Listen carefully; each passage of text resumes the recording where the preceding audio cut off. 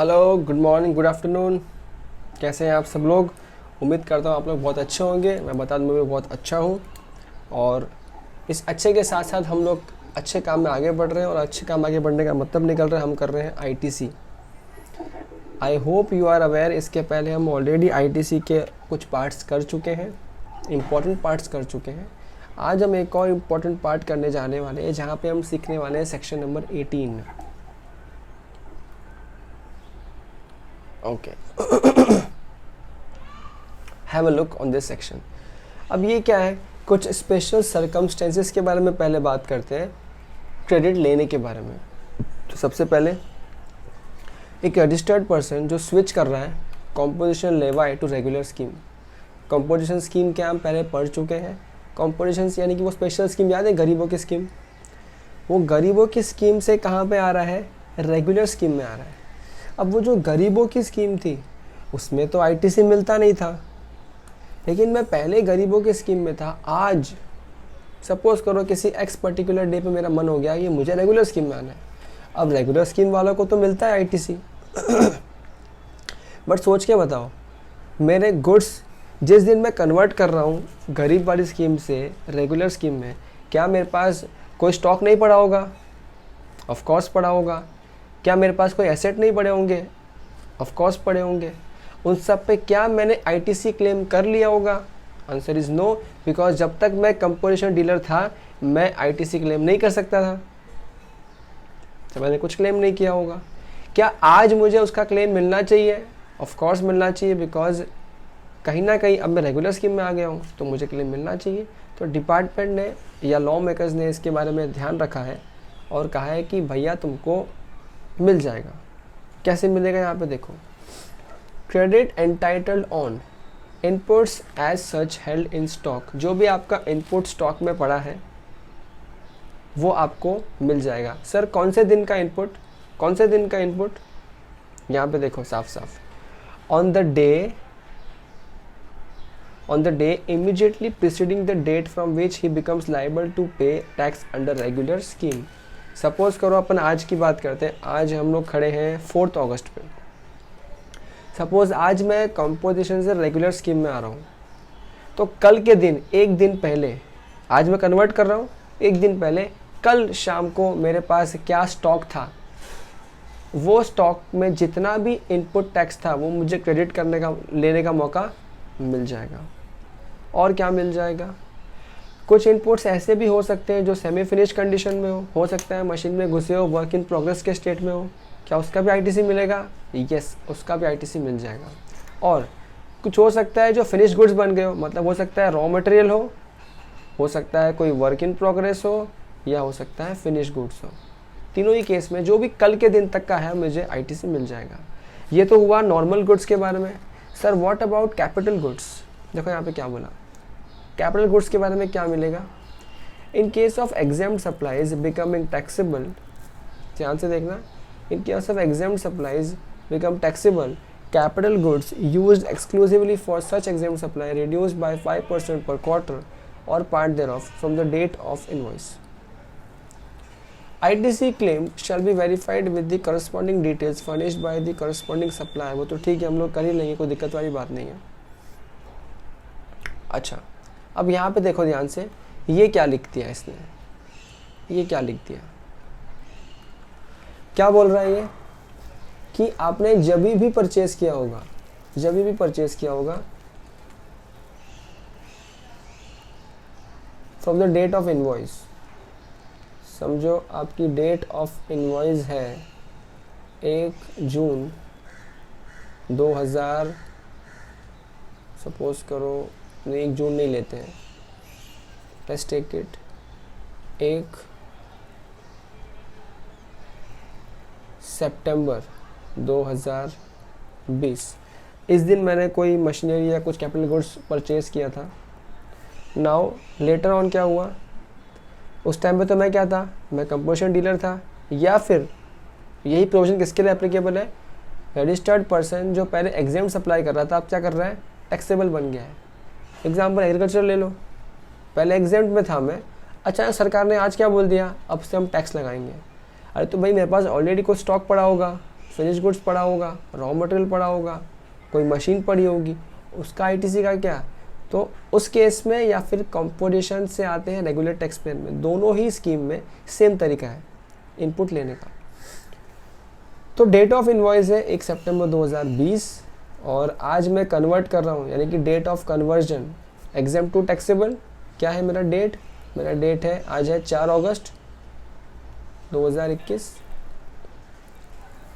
तो क्या बोल दिया उन्होंने, डेट ऑफ इनवॉइस से पर क्वार्टर 5% लेस कर दो और बचा हुआ आईटीसी ले लो।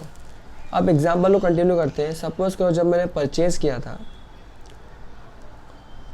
उस मशीन का कॉस्ट क्या था, तेल लेने गया, लेकिन उस मशीन के अंदर जो आईटीसी था, जो मैंने उस टाइम परचेज किया तब आईटीसी था, वो सपोज करो 1 लाख था। तो क्या मैं पूरा 1 लाख क्लेम कर लूँ आईटीसी? लॉ मेकर्स ने बोला नहीं, आप डेट ऑफ इनवॉइस से हर क्वार्टर 5% लेस करते जाओ। अब याद रखना, क्वार्टर मतलब पार्ट ऑफ द क्वार्टर भी फुल क्वार्टर ही मानेंगे। अगर एक दिन भी क्वार्टर का आ गया तो क्वार्टर मानेंगे। अब क्वार्टर मतलब क्या है समझाने की जरूरत तो शायद मुझे नहीं है। जन फेब मार्च अप्रैल मई जून जुलाई अगस्त सितंबर, वही क्वार्टर है आपका। तो देखो सितंबर में लिया तो कहने से सितंबर अक्टूबर नवंबर, दिसंबर जन फेब मार्च अप्रैल मई जून जुलाई अगस्त, बराबर है। अगस्त तक खत्म हो रही है कहानी, नहीं मैं रॉन्ग बोल जाएगा, वापस करते हैं।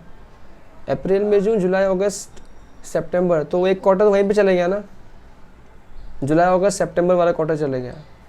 फिर अक्टूबर नवंबर दिसंबर, जन फेब मार्च अप्रैल मई जून जुलाई अगस्त सितंबर, टोटल 5 क्वार्टर्स आ गए। ठीक है, हमको सितंबर से नहीं काउंट करना है, वो किस क्वार्टर में उससे काउंट करना है। तो क्या बोल दिया डिपार्टमेंट ने, 5% इंटू कितने क्वार्टर है, 5 क्वार्टर, कितना आएगा 25%। अपना आईटीसी था कितना 1 लाख, उसमें से 25% ऑफ 1 लाख लेस कर दो, विच वुड बी 75,000। तो लॉ मेकर्स ने क्या बोला, आप इतना आईटीसी क्लेम कर लो। समझियो कि नहीं, पक्का? ओके। लेकिन एक बात और याद रहे, ITC in all above cases is to be availed within 1 year from the date of invoice by the supplier। Sir इसका क्या मतलब निकलता है? इसका मतलब ये निकलता है, आज मैं 4 अगस्त पे खड़ा हूँ, 4 अगस्त के दिन अगर मैं बात करूँ एक दिन पहले की 3 अगस्त तक की, तो भैया कन्वर्जन की डेट से 1 साल पुराना बिल अगर होगा ना, इन शॉर्ट अगर 1 साल पुराना परचेज है तो आईटीसी नहीं ले सकते, तेल लेने के आईटीसी। लेकिन अगर 1 साल के अंदर अंदर क्या तो आईटीसी ले सकते हैं। देखो इसलिए मैंने पर्पसली एग्जांपल में ऐसा ही रखा कि आज कन्वर्ट कर रहा हूँ और देखो 1 साल के अंदर अंदर का ही पीरियड है, 1 साल के बाद आया तो आईटीसी कतई नहीं मिलेगा। सर क्या खाली कैपिटल गुड्स का नहीं मिलेगा? No, capital goods, input, raw material किसी का भी नहीं मिलेगा, क्योंकि लॉ मेकर्स का ये मानना है कि तुम खरीदने के बाद 1 साल तक बेच नहीं पाए, तुमको धंधा करने को आता ही नहीं है। अब नहीं आता है तो क्या हमसे बदला लोगे? हमने ठेका लिया तुम्हारा आईटीसी का, जाओ तुमको आईटीसी नहीं देंगे। ओके, देखो नेक्स्ट क्या चीज़ है,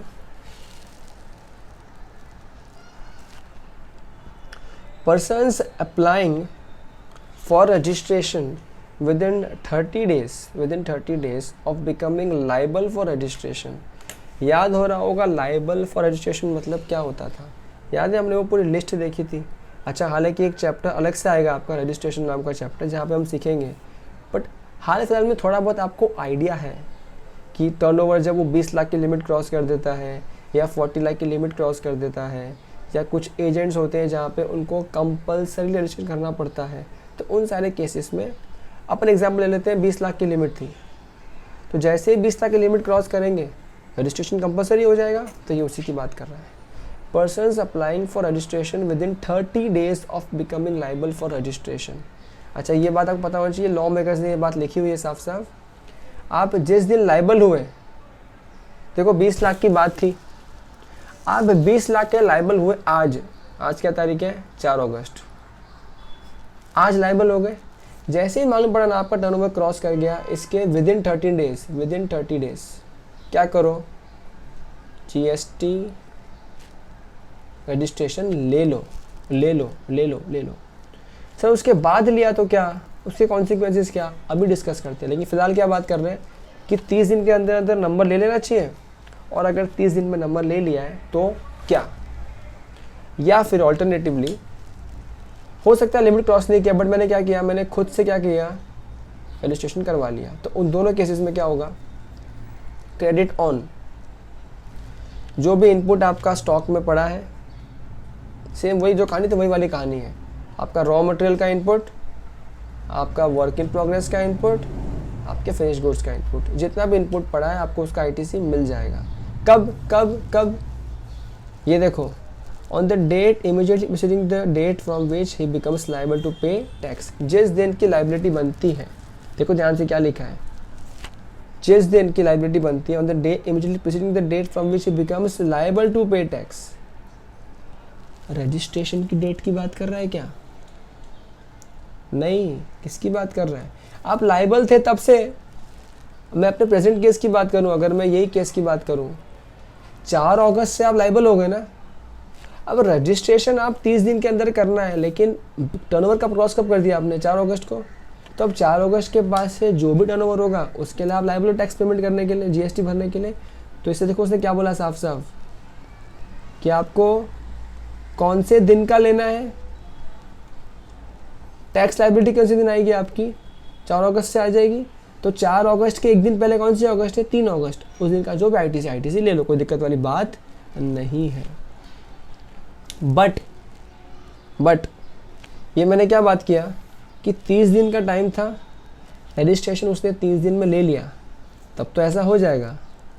व्हाट इफ उसने रजिस्ट्रेशन 30 दिन में नहीं लिया, तो कब से मिलेगा। ये देखो मैंने यहाँ पे लिख के रखा है अलग से, बिकॉज ये केस बन के कभी कभी आ जाता है। What if person applies for registration after 30 days of becoming liable for registration? Example यहाँ पे लिया हुआ है मैंने। सपोज करो लाइबल था रजिस्ट्रेशन करने के लिए 1 अगस्त को अप्लाई कर देना चाहिए था, सॉरी 1 अगस्त के लाइबल हो गया, रजिस्ट्रेशन अप्लाई हुआ था, लाइबल हो गया था। लेकिन 1 अगस्त से 30 दिन खत्म कब होते हैं, 1 सितंबर को। तो एटलीस्ट 1 सितंबर तक रजिस्ट्रेशन ले लेना चाहिए था, जीएसटी नंबर ले लेना चाहिए था। उसने कब अप्लाई किया जीएसटी नंबर के लिए, 15 सितंबर को अप्लाई किया। तो ऐसे केस में क्या करेंगे, देखो अगर 30 दिन में ले लेते हैं तब तो क्या बोल दिया डिपार्टमेंट ने साफ साफ कि जिस दिन से टैक्स लायबिलिटी है, मतलब किस दिन से, 4 अगस्त से, इस टैक्स लायबिलिटी के एक दिन पहले से आप आईटीसी ले लो। लेकिन अगर आपने 30 दिन में नंबर नहीं लिया तो डिपार्टमेंट क्या बोला कि ITC on the date of registration shall be only allowed with respect to input, जो भी मेंशन है below, ITC on the date of registration shall be only allowed. इसका मतलब ये देखो, अगर मैं इसी को कंटिन्यू करता हूँ, अपन थे 4 अगस्त के एग्जाम्पल में, 4 अगस्त के हिसाब से सोच के बताना 30 डेज कब खत्म होते हैं, 3 सितंबर को। तो मुझे 3 सितंबर तक नंबर ले लेना चाहिए था। बट मैंने क्या किया, मैंने नंबर लिया सपोज करो 5 सितंबर को, एक्सीड कर दिया 30 दिन। तो देखो टैक्स लायबिलिटी मेरा कहाँ से आ रहा है, वो तो 4 अगस्त से आएगा, वो तो वहीं से आएगा। लेकिन अब डिपार्टमेंट ने बोला तूने 30 दिन में काम नहीं किया ना, अब सज़ा मिलेगी। अब तेरे को हम 4 अगस्त के पहले एक दिन 3 अगस्त से आईटीसी नहीं देंगे, जिस दिन अप्लाई किया ना उस दिन कितना स्टॉक था उसका आईटीसी देंगे।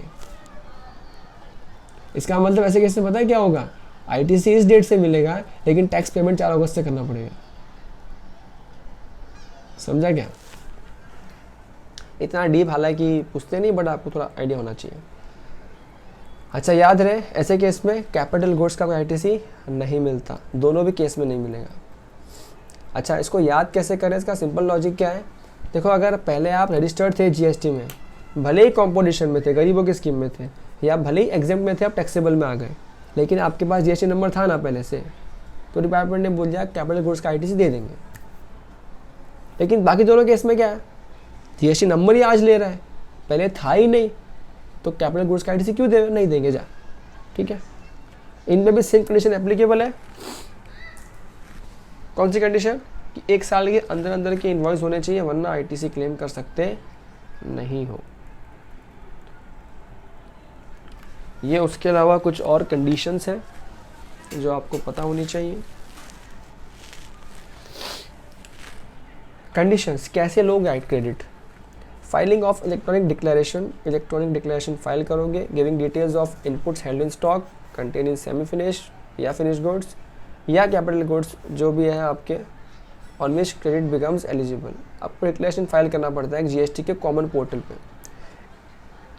ये डिक्लेरेशन कब तक फाइल करना पड़ेगा, within 30 days from becoming eligible to avail credit. 30 दिन में बता देना, उस तब तक अगर डिपार्टमेंट को नहीं बताया ना तो भाई भूल जाना, आईटी से नहीं मिलेगा फिर। अच्छा, एक चीज़ और याद रहे, ये जो आप अप्लाई करो डिक्लेरेशन के अंदर, ये आपको सीए या कॉस्ट अकाउंटेंट यानी कि सीएमए से साइन करवाना पड़ेगा, सर्टिफाई करवाना पड़ेगा, अगर वो क्लेम आईटीसी का किससे ज़्यादा है, 2 लाख से ज़्यादा है। अच्छा, 2 लाख इंडिविजुअल है, सीजीएसटी, एसजीएसटी या आईजीएसटी का, ठीक है। 2 लाख से ज़्यादा है तो आपको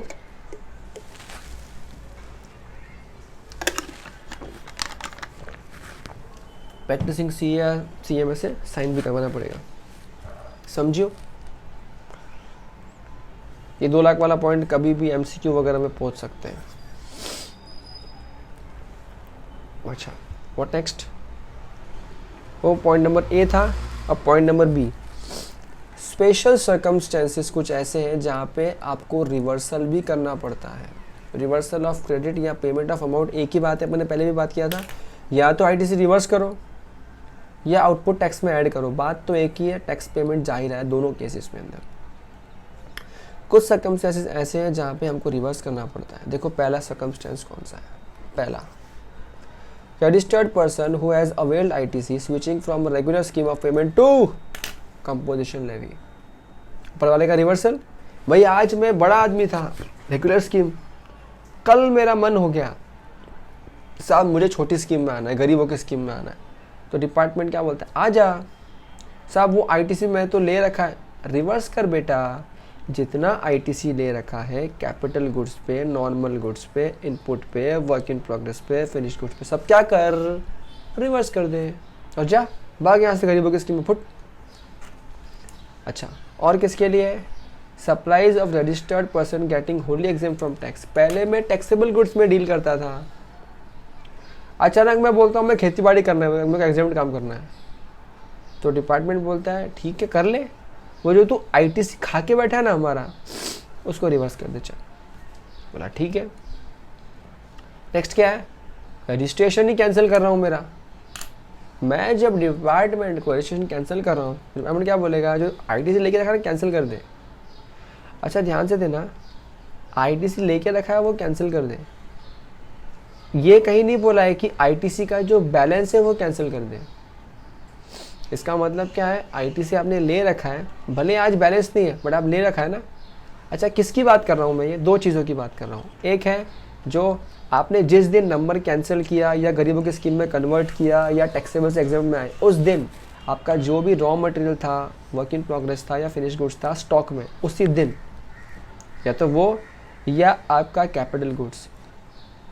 अच्छा इसका मतलब क्या है, जो गुड्स स्टॉक में नहीं है उनका आईटीसी आपने लिया होगा पहले, वो थोड़ी रिवर्स करोगे, वो रिवर्स नहीं करना है, वो तो आप बेच चुके हो इज्जत तरीके से। सिर्फ ऐसे गुड्स या तो कैपिटल या नॉर्मल वाले जो आज स्टॉक में पड़े हैं, जिस दिन आप कैंसिलेशन कर रहे हो या कन्वर्ट कर रहे हो उस दिन, उनको अपन क्या करेंगे, उनका आईटीसी रिवर्स करेंगे। सब बैलेंस नहीं है तो क्या करेंगे, पेमेंट करना पड़ेगा, इसलिए ऊपर क्या लिखा है, या तो रिवर्सल ऑफ आईटीसी या फिर पेमेंट ऑफ टैक्स। अच्छा ये रिवर्सल किस तरह से करना है, देखो यहाँ पे डिपार्टमेंट ने तरीका बताया अच्छी से, बहुत सिंपल है।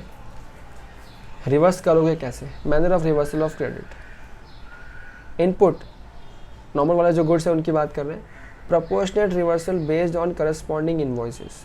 If such invoices are not available, prevailing market price on the effective date of switch over or exemption or cancellation of registration should be used with a due certification by practicing CA and CMA। Proportional reversal का मतलब क्या है यहाँ पे? Simple है। Suppose करो आपके पास है ना 100 बॉटल्स थी, उसका आपने कंबाइंड बिल ले रखा था। अब ये 100 बॉटल में से ना 60 बॉटल तो सोल्ड हो चुकी है पहले ही, और ये 40 बची है जब आप या तो कन्वर्ट कर रहे हो या कैंसिल कर रहे हो। तो ये जो 40 है सिर्फ इसका ही ITC रिवर्स होगा। वो 60 तो बिक चुके हैं पहले, लेकिन ये 40 का ITC किस पे है? पूरे बिल में, 100 के बिल में।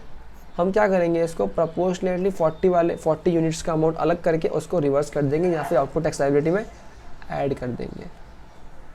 अच्छा, कभी कभी क्या होता है ना, हम लोग से कहीं पे इन्वॉइस मिस हो गया, या इन्वॉइस मिल नहीं रहा, या फिगर्स मिल नहीं रहे, या ब्रेकअप अवेलेबल नहीं है, तो क्या करेंगे? उस केस में हम लोग क्या करेंगे, हम जो प्रिवेलिंग मार्केट प्राइस है उसको ले लेंगे, वही स्विच ओवर एग्जाम्पशन या कैंसिलेशन की डेट वाला, और CA और CMA से सर्टिफाई करवा लेंगे। ये तो सिंपल हुआ इनपुट को लेके। कैपिटल गुड्स में अपन ने लास्ट टाइम बात किया था, हमेशा लॉ मेकर्स क्या बोलते हैं, 5 साल का लाइफ है। तो अगर 5 साल का लाइफ है, अब वापस वही वाली कहानी, भैया जिस दिन तुम नंबर कैंसिल कर रहे हो, जिस दिन तुम छोटे स्कीम में जा रहे हो, जिस दिन तुम कन्वर्ट कर रहे हो, ये बताओ कि क्या तुमने अपने मशीन को 5 साल यूज़ किया है? अगर तो 5 साल यूज़ कर लिया है तब तो कोई दिक्कत ही नहीं है। लॉ मेकर्स को वो क्या बोलते हैं, ठीक है, कुछ रिवर्सल का आवश्यकता नहीं है। अरे 5 साल की हम लाइफ मानते हैं, तू 5 साल तो यूज़ कर चुका है रे, काय का रिवर्सल, जा जी ले अपनी ज़िंदगी। लेकिन लॉ मेकर्स कब रोएंगे, जब 5 साल नहीं यूज़ किया। तो जितना भी साल कम यूज़ किया उतना तुमको रिवर्स करने को बोल देंगे। देखो यहाँ पे अब पढ़ते हैं, मज़ा आएगा पढ़ने में। Reversal on pro rata basis pertaining to the remaining useful life. क्या बोला? Remaining useful life in months. Useful life म्हणजे वो यूजफुल लाइफ क्या जो कंपनी एक्ट में लिखा है? नहीं, 5 साल के हिसाब से कितनी लाइफ नहीं इस्तेमाल करी। तो यहाँ पे देखो, अच्छा यहाँ हालांकि कुछ लिखा नहीं, आगे नेक्स्ट पॉइंट बाद में पढ़ते हैं। यहाँ देखो क्या मैंने लिखा भी आपको समझने के लिए। सीधा प्रोपोर्शनेट है वो, 5% पर क्वार्टर का कहानी करने की ज़रूरत नहीं है सर, सिंपल सी कहानी है। सपोज करो कि मैंने 3.5 ईयर्स यूज़ कर लिया, उस एसेट के अंदर है ना 10 लाख का ITC था, 3.5 ईयर्स यूज़ कर लिया। 3.5 का मतलब क्या होता है, कितने मंथ्स होते हैं 3 साल में? 36, और 0.5 मतलब और 6, 42 मंथ्स। तो कितने मंथ्स नहीं यूज़ हुआ, कितना मंथ्स का रह गया, कितना कम यूज़ इस्तेमाल किया मैंने 60 महीनों में से।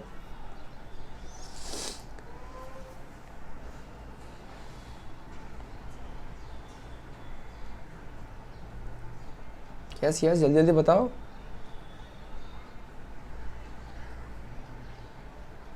आप म्यूट पे हैं, अनम्यूट करके बताइए।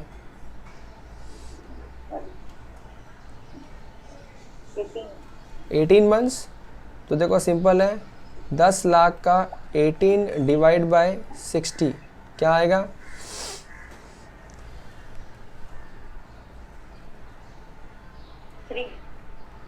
3 लैक्स। तो क्या करो, ये 3 लाख का इधर रिवर्सल या फिर आउटपुट टैक्स में ऐड कर दो।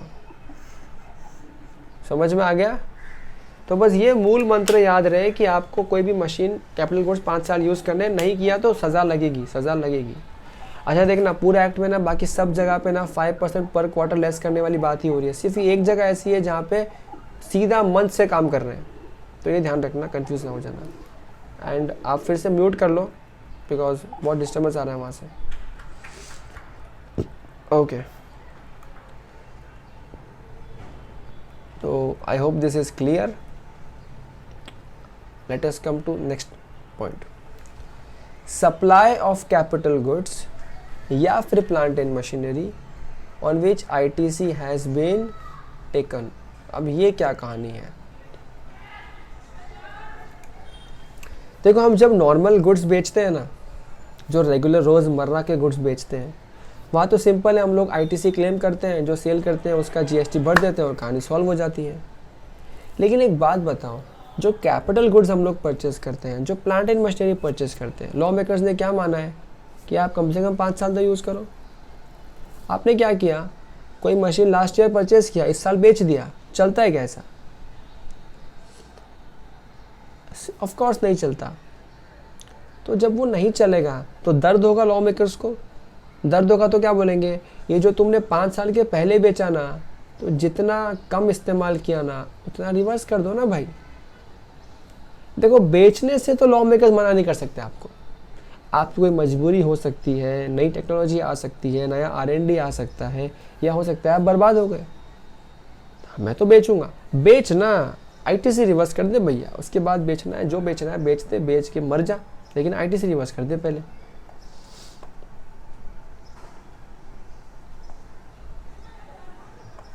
देखो यहाँ पे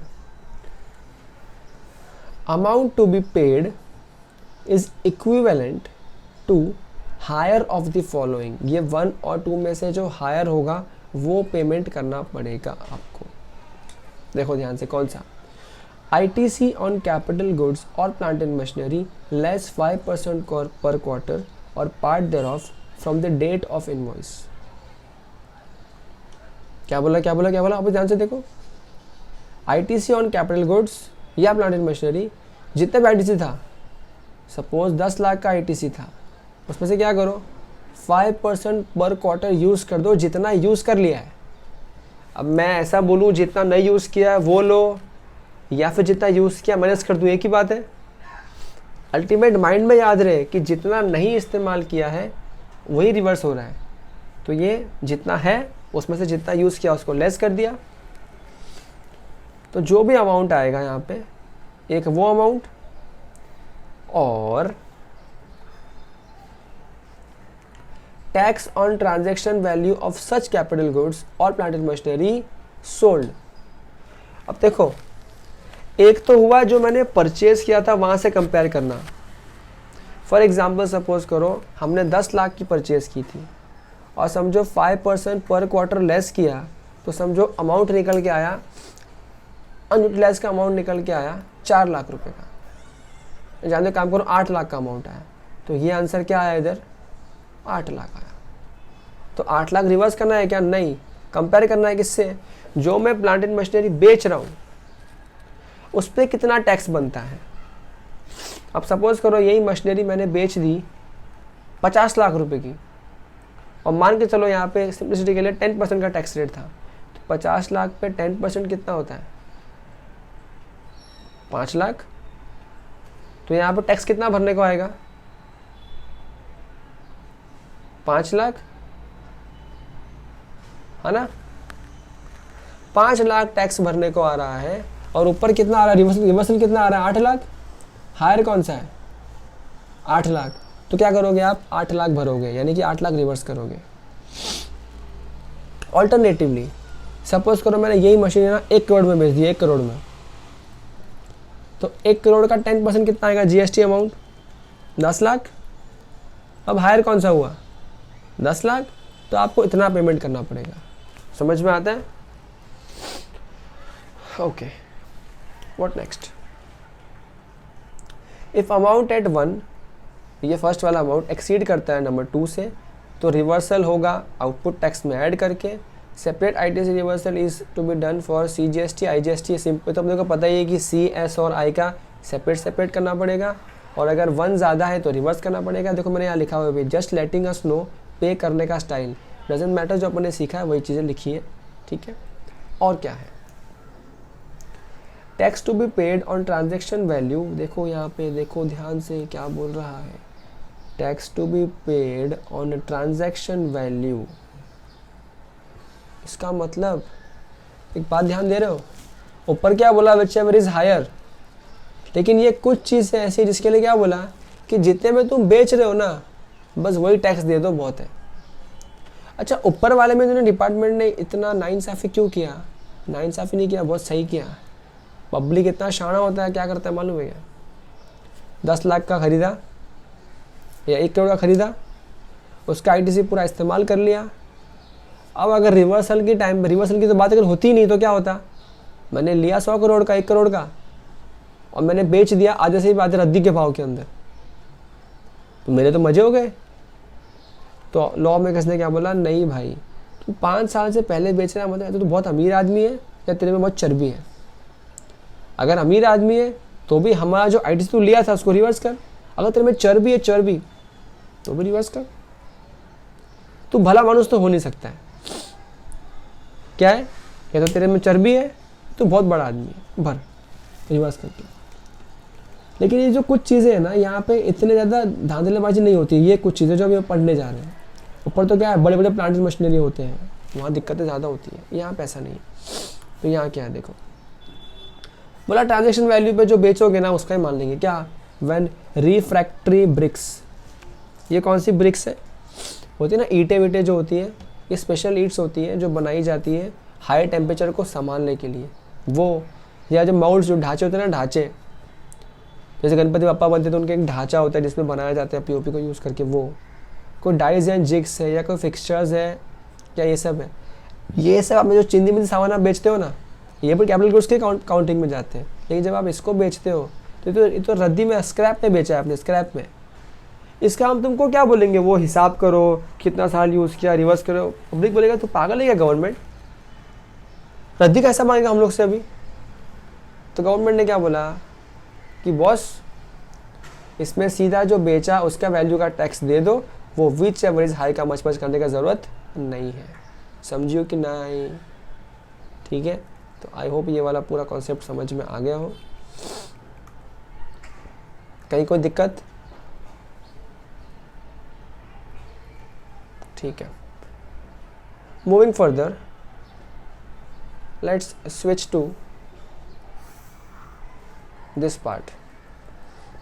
Transfer of unutilized ITC on account of change in constitution of registered person. Sir change in constitution म्हणजे काय है, बताओ जरा, आप बताने के ट्राई करो। चेंज इन कॉन्स्टिट्यूशन म्हणजे काय है? यस,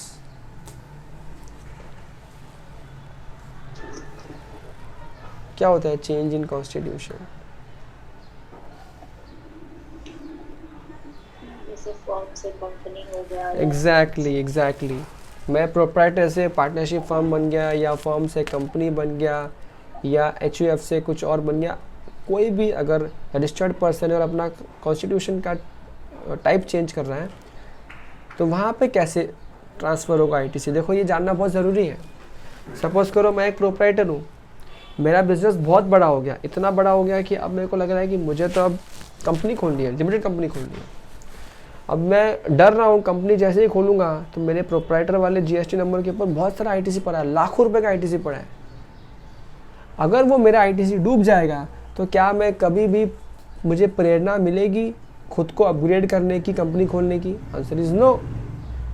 इसलिए ये प्रोविजंस कंपलसरी हो जाते हैं, मैंडेटरी हो जाते हैं। मानते हो कि नहीं मानते बात को दिल से?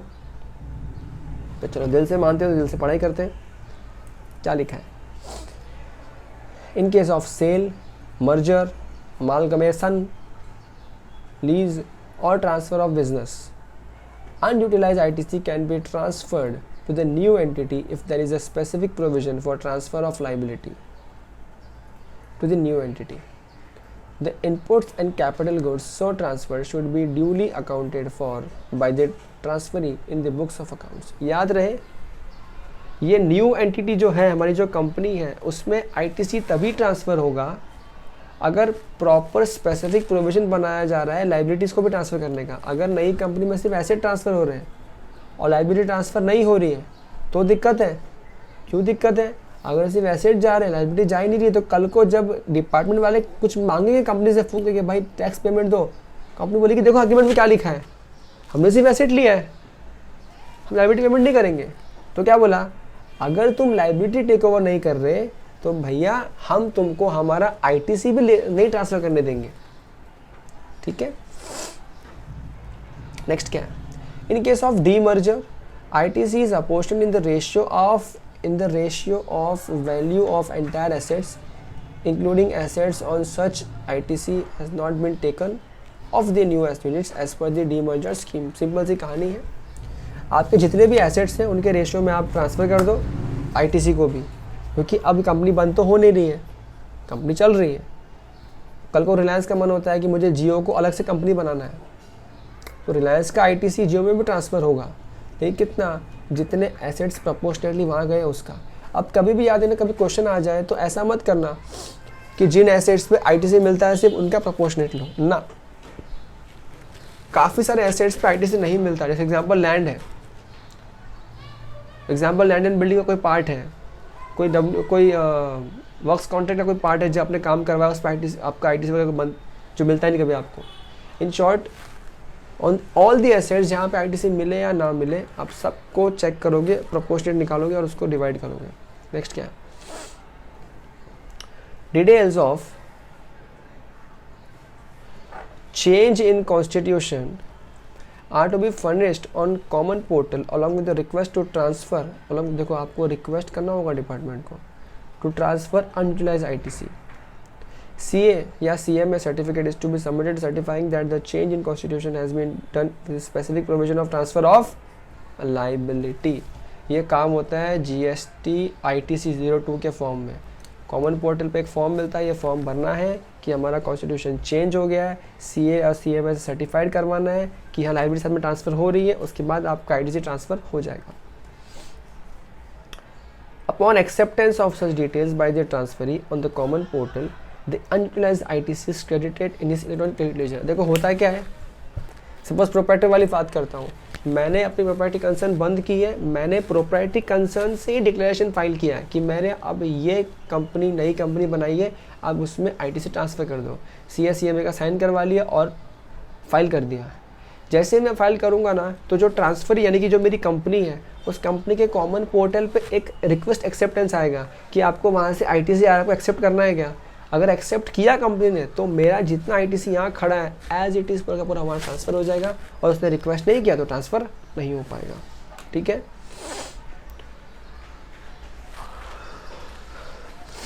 ओके। नेक्स्ट क्या है, next we have rule 41A।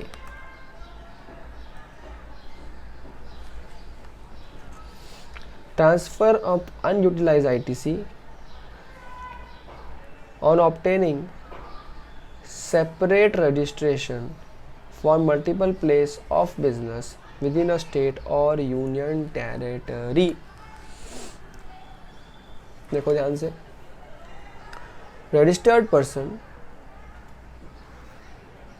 having separate registration for multiple place of business can transfer unutilized ITC to any or all of the newly registered place of business in the ratio of the value of asset held by them at the time of registration।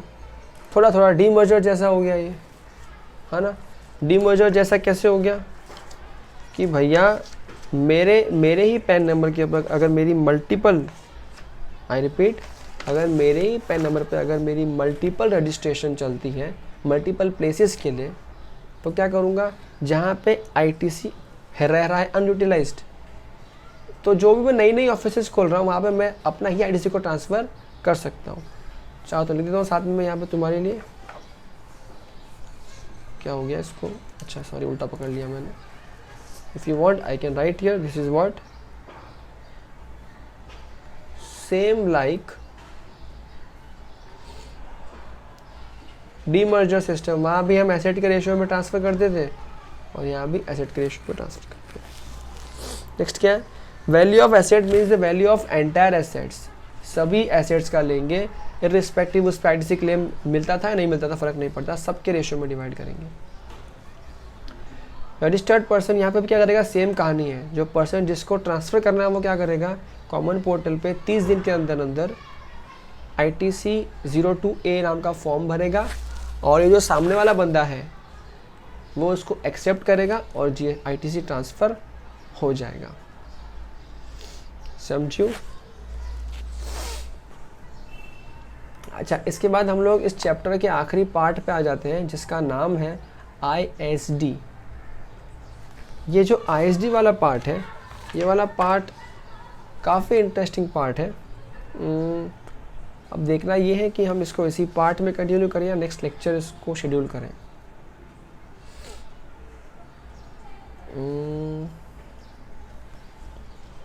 एक second,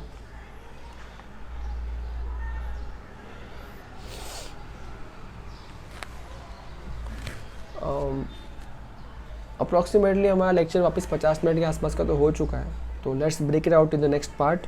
इस एक part को हम लोग next part में ही cover करेंगे। So for the time being, good night, शुभ रात्रि, शब्बा खैर। मिलेंगे नेक्स्ट क्लास में ISD के साथ। ISD एक बहुत धमाकेदार कॉन्सेप्ट है जहाँ पे हम लोग सीखने वाले हैं किस तरह से एक इनपुट सर्विस डिस्ट्रीब्यूटर एक सभी ब्रांचों के लिए मम्मी बन के, पापा बन के IT से लेता है, फिर सबको बांटता है। ठीक है, चलिए मिलते हैं अगले क्लास में। Bye bye.